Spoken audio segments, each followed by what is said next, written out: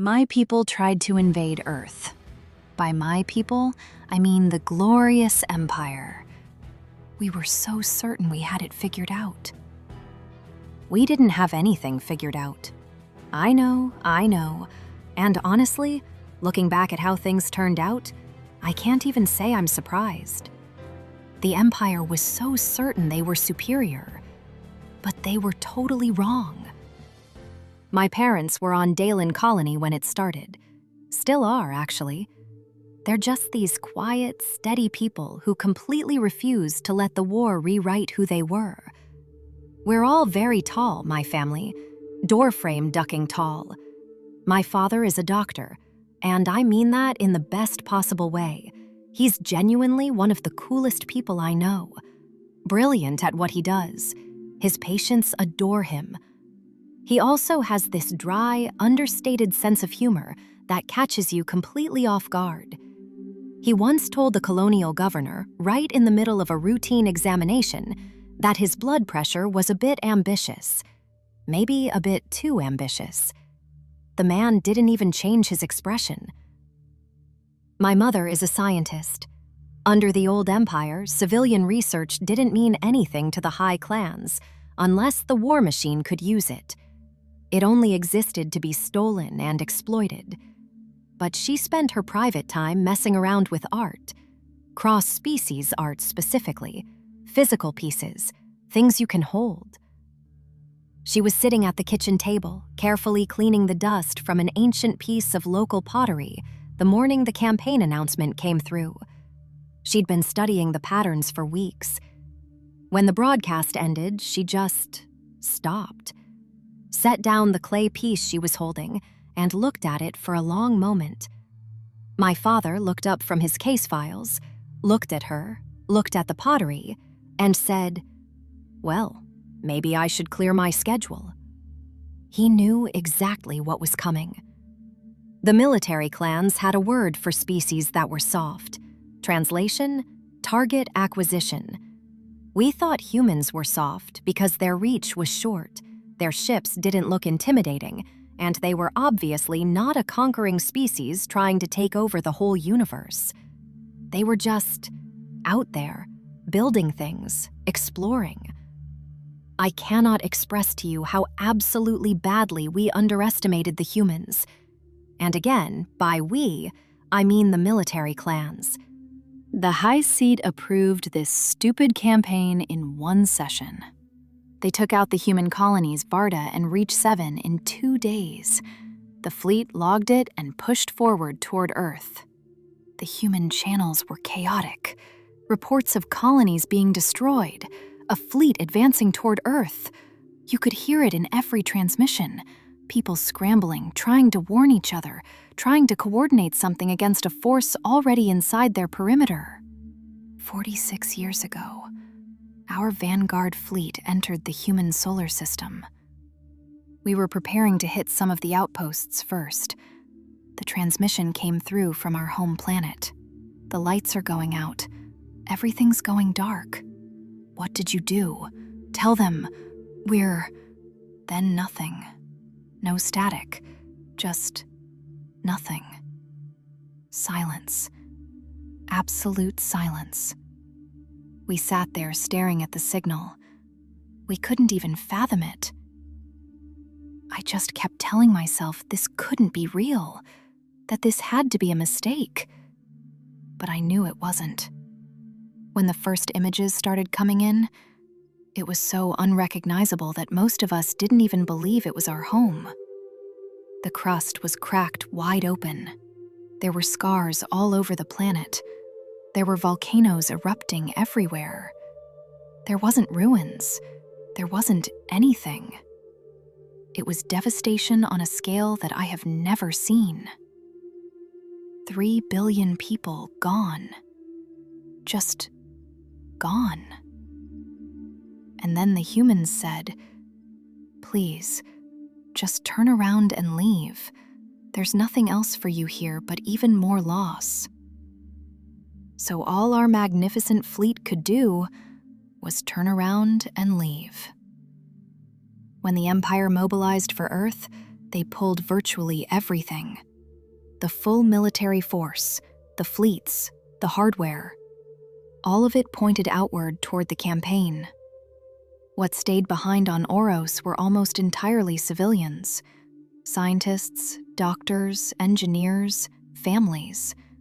The people who built things, the people who kept things running, the people who never made the decision to invade anyone. And because the military clans were gone, completely gone, something unexpected happened over those 46 years. The civilian foundation that the Empire had spent generations exploiting, the scientists, the doctors, the engineers, was finally free. Free to build something real. Not for the high clans, not for conquest, for themselves. The civilization changed, genuinely changed, from the inside out, in ways that would have been completely impossible under the old regime. The fleets had no choice but to adapt. Left with nothing but their current warships, no shipyards, no supply lines, no species in the galaxy willing to resource a conquering force, the military survivors had a choice. They could hold on to the old ways, or they could learn to live a new life.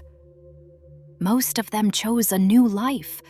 They broke apart into smaller groups, found uninhabited systems, learned how to cultivate, grow, and build things with their own hands. 46 years changes people, even people like that. The ones still alive carry something heavy now, a deep, permanent shame for what they lost.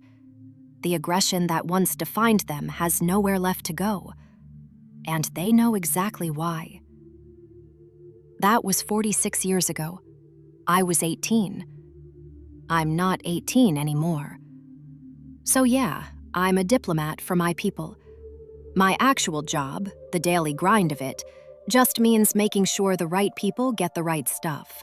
Food, medical supplies, infrastructure. It doesn't matter. Humanity already promised to protect us, so if our colonies need something, all I really have to do is ask. So really, my job is just logistics, and a lot of data entry. And I mean a lot. I genuinely enjoy my weekly calls with my parents. My father usually finds a way to make me laugh inside of 30 seconds. My mother shows me whatever she's currently cataloging. Those calls are the best part of my week. My main counterpart at the Human Council is Counselor Cynthia Andrews, mid-60s, efficient, dry humor that appears without warning. She reminds me of my father, and I've never once told her that. We've been working together long enough that she's just Cynthia at this point, has been for years. Humanity wasn't naive about what our collapse looked like from the outside. They knew exactly what certain species would calculate when they saw a scattered population with no fleet, no government structure, and no leverage. So they put the entire galaxy on formal notice, through the correct channels, in language nobody could misread, that the remaining Vaelen were under human protection. Let that sit for a second. We set out to enslave them, and again, by we, I mean my glorious empire, sarcasm fully intended. And here they are, taking care of us, making sure nobody preys on what's left of our people. It worked. Nobody moved on us. But I'm tall, so of course people notice me. The second I clear a doorway or step out into a corridor, heads swivel. I can feel the shift. I see the eyes darting. I try to be patient, but it's been 40 years. You would think people would stop whispering and staring. Like, get over it. This is my life, my species. It wasn't even your own people in the fight. Just get over it already. I headed over to Cynthia's after work and just decompress. Cynthia was usually good for a laugh or two. We'd been sitting for a while when she brought up Oros. She didn't ease into it. She just said it. She said it with what looked like excitement and sadness combined. I didn't understand why until the words left her mouth. I'm pretty sure I went completely numb, and for a couple of beats, my brain went completely silent. There wasn't a single thought. I always go quiet when Oros comes up. It's reflex at this point, this automatic internal bracing, like your body knows before your brain does that this is going to cost something.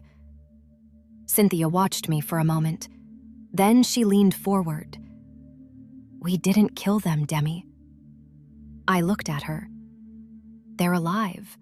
They've been safe this whole time. She held my gaze. And I swear to you, I would have told you sooner, but this is exactly when the clearance came down. This is when I found out. I didn't say anything. I couldn't say anything. There was this moment, just a few seconds, where everything stopped. 46 years of grief, of guilt, of logistics charts and sleepless nights thinking about 3 billion people I assumed were gone. All of it stacking up at once. And I couldn't breathe around any of it. The tears just ran down my face. I didn't even notice them at first. When I finally found my voice, it came out small, tight, harder than I meant it to, trying to force the words out through the tears. Why? Just why? 46 years, Cynthia. My whole life. Everyone thought they were gone, vaporized. You let us carry that. I stopped, tried to steady myself. Couldn't quite get there. Why didn't you just tell me? Why didn't you tell us? Cynthia didn't look away. She looked straight at me. Because I didn't know, Demi. I only learned the truth days ago. But what I was told, what they explained to me, is that this was the only way to avoid total annihilation. If the military clans kept Oros, they would have gone to all-out war. They never would have given up. By taking away the planet, we took away their power, their fuel, their shipyards. The clans were left with nothing but their current warships, and no other species in the galaxy was going to supply them with resources to conquer. It forced the fleets to break apart. It forced them to become colonists, to learn how to survive instead of conquer. The diaspora had to happen, Demi. Your people needed time. Time to grow. Time to change. Time to learn something new. To create new governments. To figure out who they were and who they wanted to be, without the Empire telling them they had to conquer to have value. I couldn't answer her. I just sat there. Cynthia didn't push. She just waited for me to say something.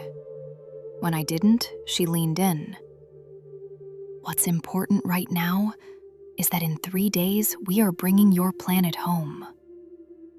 3 days later, my father and mother and I are on a vessel looking out over the viewport at this red and black, lifeless planet that I had believed for 46 years was our home. My mother had one hand pressed flat against the viewport glass. My father wasn't saying anything. Neither was I. And then, 1 second, it was there. That red and black, lifeless planet. And then, Oros was right there. Blue, green, and alive. My mother made a sound I'd never heard from her in my entire life. My father put both hands over his face. And then, they held each other. My two incredibly steady parents, the people that shaped me into the person I am today, were completely and totally undone. Tears coming down both of their faces as they stared at their planet. And that nearly broke me. Knowing it was true was one thing, but looking down on my planet, They really didn't kill a single one of us. Not one. They gave my entire species something we would have never had the humanity to have given to them. A second chance. Well, that's the end of 40 Years of Silence. I really hope you enjoyed it. Until next time, please take care of yourself. Bye.